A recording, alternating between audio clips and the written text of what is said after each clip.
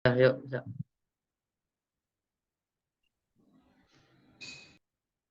Assalamualaikum warahmatullahi wabarakatuh.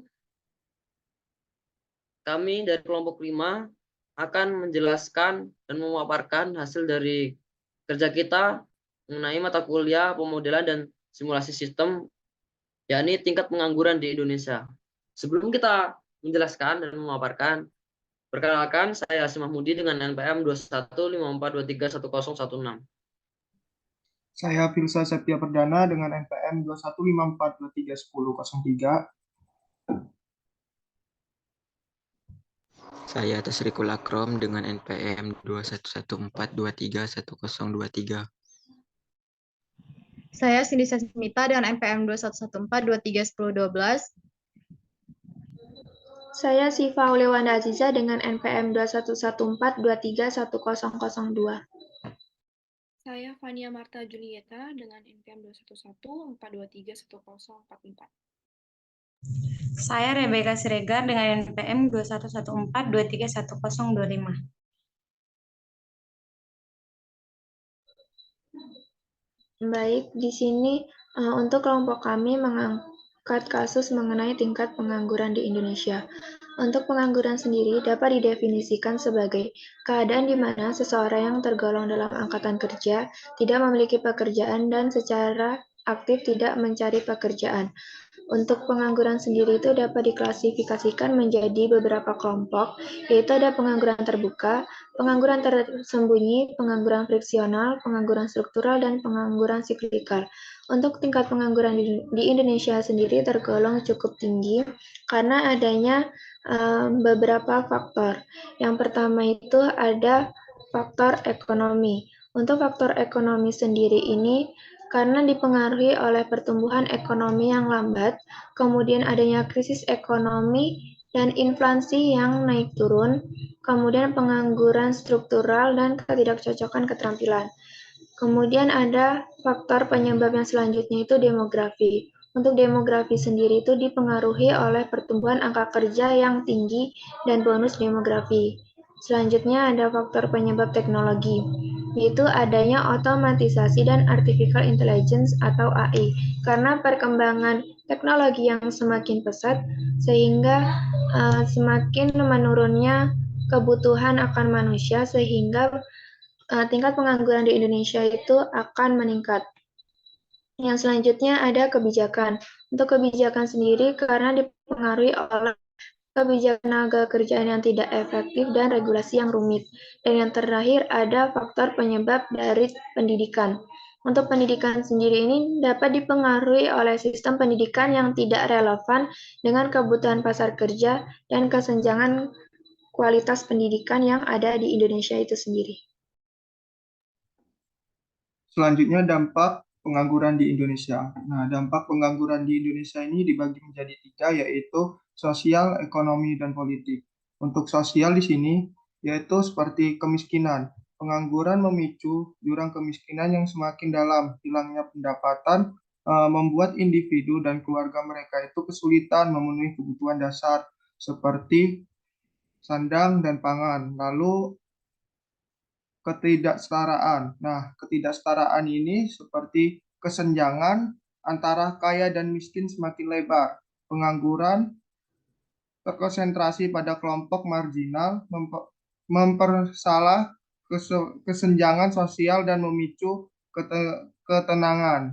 Lalu selanjutnya adalah kriminalitas. Nah, kriminalitas sendiri yaitu seperti memutus asakan seseorang karena tak kunjung mendapatkan pekerjaan dan meningkatkan angka kriminalitas dapat mengganggu keamanan dan ketertiban masyarakat. Lalu ada gangguan kesehatan dan mental. Nah, gangguan kesehatan dan mental ini seperti pengangguran dapat memicu stres, depresi, dan kecemasan. Kondisi ini dapat memburuk kesehatan mental individu dan berdampak negatif pada kualitas hidup mereka.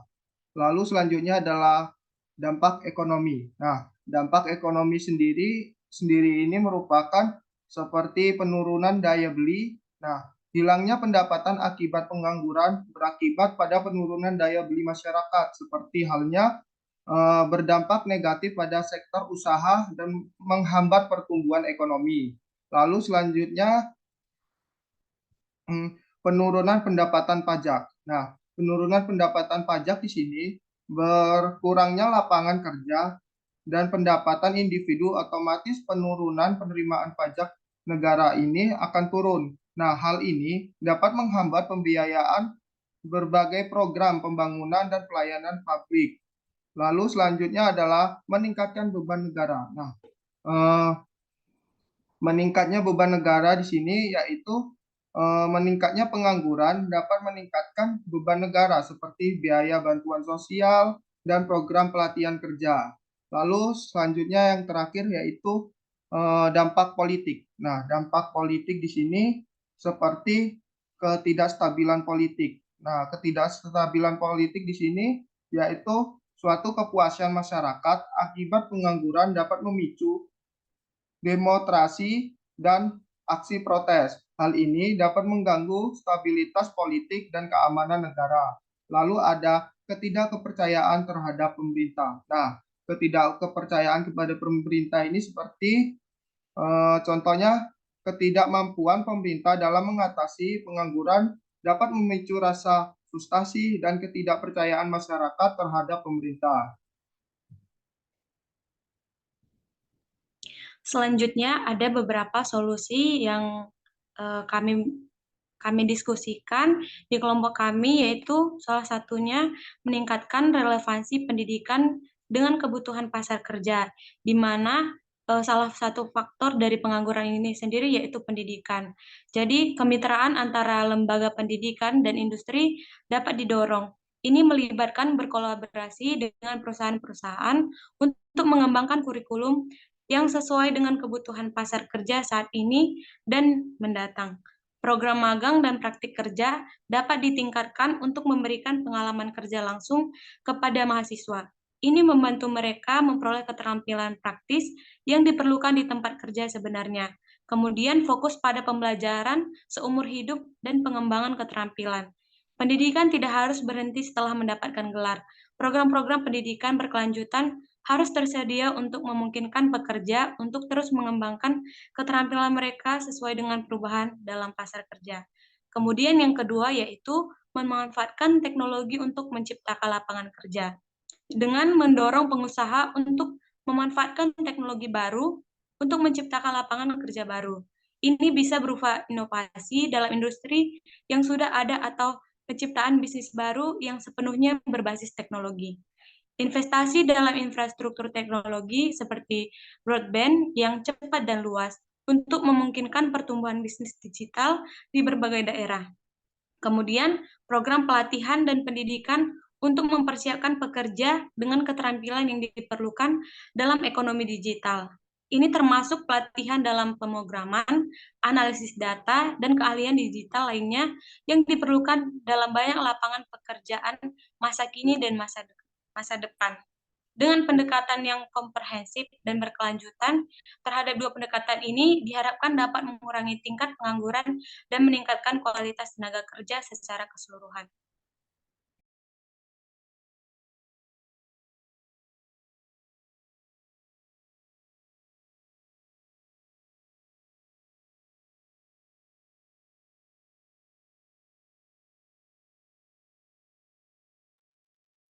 Oke, di sini ada solusi yang ketiga.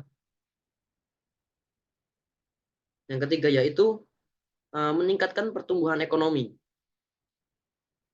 Solusi untuk meningkatkan pertumbuhan ekonomi ini melalui 3 kategori, yaitu peningkatan investasi, kemudian peningkatan daya saing, dan menciptakan lapangan kerja baru.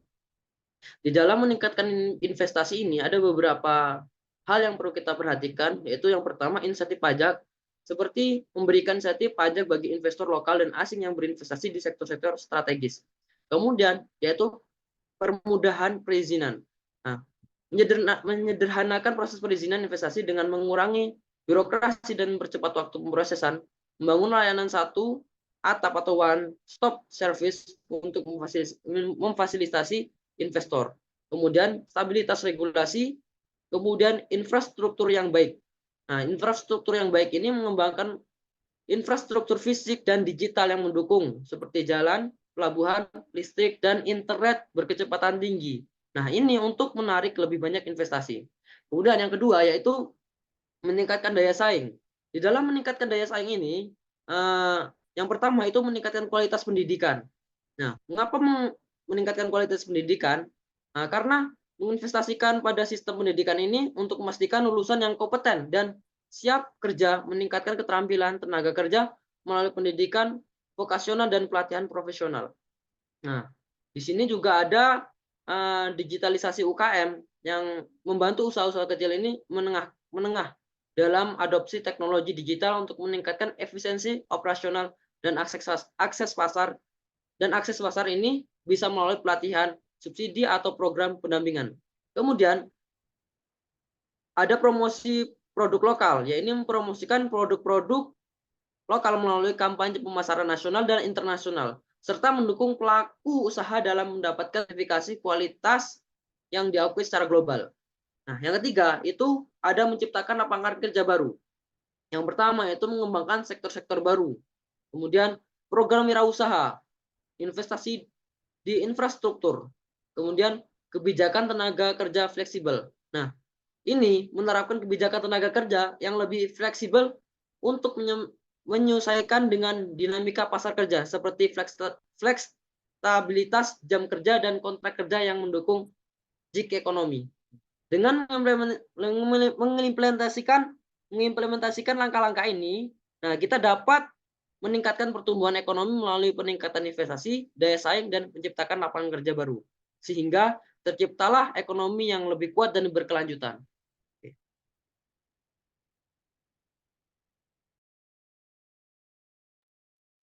Baik, selanjutnya solusi yang keempat ialah membuat kebijakan ketenagakerjaan yang efektif, di mana di sini akan lebih tertuju kepada tenaga kerjanya. Dalam membuat kebijakan ketenagakerjaan yang efektif, terdapat 3 cara atau 3 kegiatan yang dapat diimplementasikan. Yang pertama adalah menyederhanakan regulasi. Regulasi adalah cara untuk mengendalikan manusia atau masyarakat atau pekerja itu sendiri dengan suatu aturan atau pembatasan. Hal ini maksudnya ialah tertuju pada perlakuan harmonisasi dan sinkronisasi. Yang kedua, dapat diimplementasikan dalam bentuk memberikan intensif kepada pekerja. Intensif ini memiliki arti sebagai sebuah kompensasi atau penghasilan tambahan yang diberikan kepada pekerja tentunya. Perlu diingat, intensif ini adalah hak pekerja dan tidak termasuk dalam gaji pokok. Dengan meningkatkan atau memberikan intensif, dapat meningkatkan produktivitas pekerja, baik individu maupun kelompok. Jadi, intensif ini dapat berbentuk atau tertuju sebagai dorongan kepada para pekerja. Implementasi yang ketiga ialah meningkatkan perlindungan pekerja. Ada beberapa yang perlu diberikan kepada pekerja, diantaranya ada jaminan kecelakaan kerja, jaminan kematian, jaminan hari tua, jaminan pemeliharaan kesehatan. Hal ini dimaksudkan untuk menjamin hak-hak dasar para pekerja, sehingga menjamin kesempatan serta menghindarkan dari perilaku diskriminasi atas dasar apapun untuk mewujudkan kesejahteraan pekerja tentunya.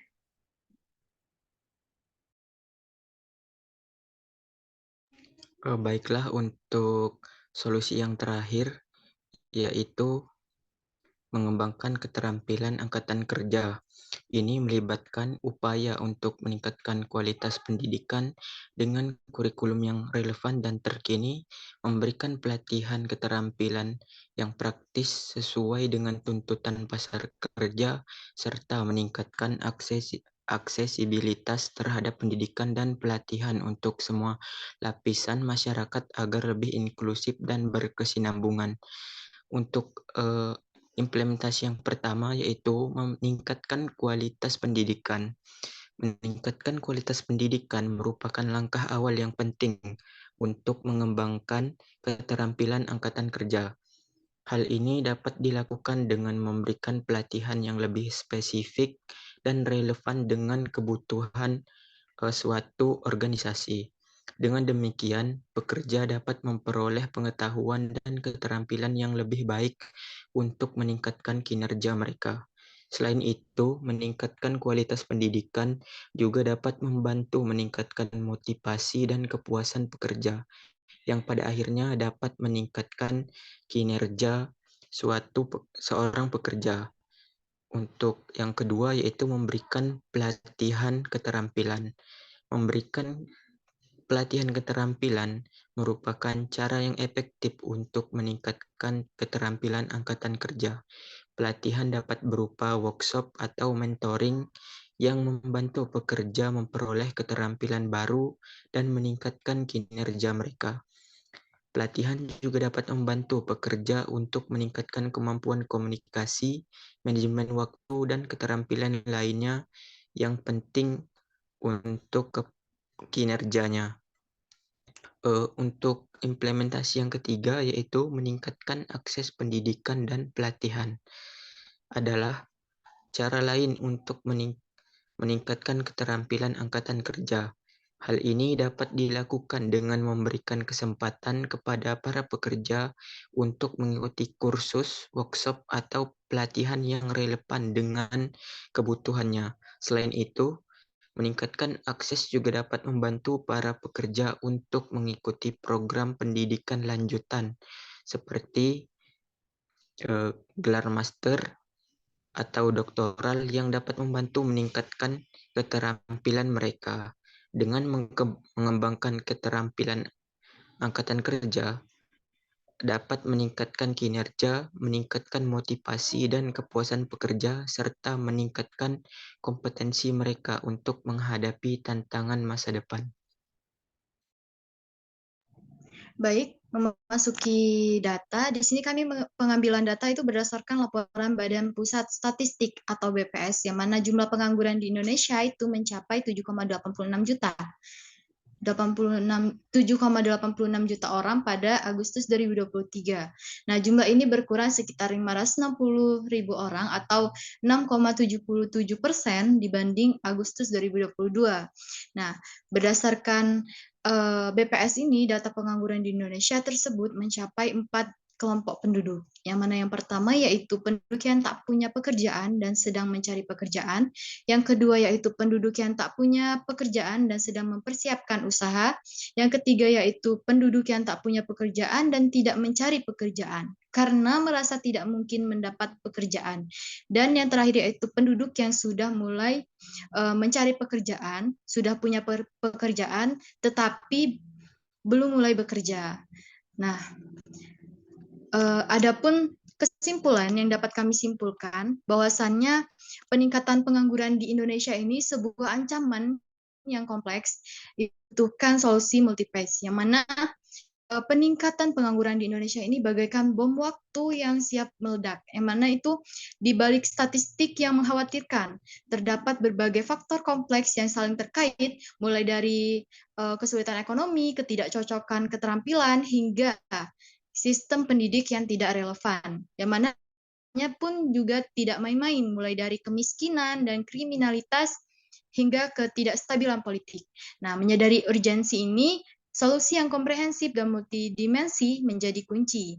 Peningkatan pertumbuhan ekonomi, pengembangan keterampilan angkatan kerja, kebijakan ketenaga kerjaan yang efektif, penyesuaian pendidikan dan kebutuhan pasar kerja, lalu pemanfaatan teknologi untuk menciptakan lapangan kerja baru, sehingga dari masing-masing urgensi tersebut atau masing-masing solusi dari komprehensif dan multidimensi itu merupakan beberapa langkah yang krusial yang harus diambil.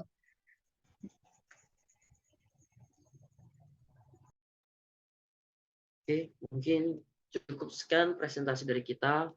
Kurang lebihnya kami mohon maaf. Saya akhiri. Assalamualaikum warahmatullahi wabarakatuh.